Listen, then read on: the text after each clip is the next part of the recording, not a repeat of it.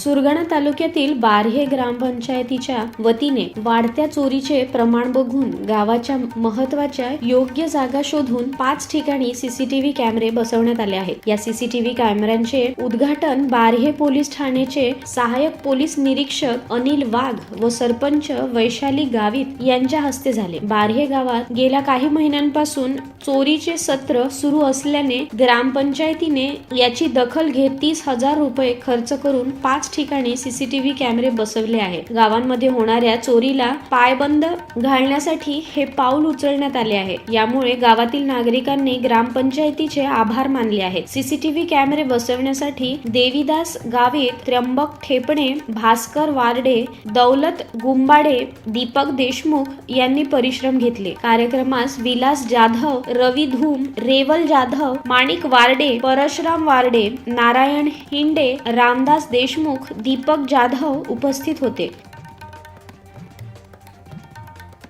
Laxman Bagul, Janmat live news, Borgaon.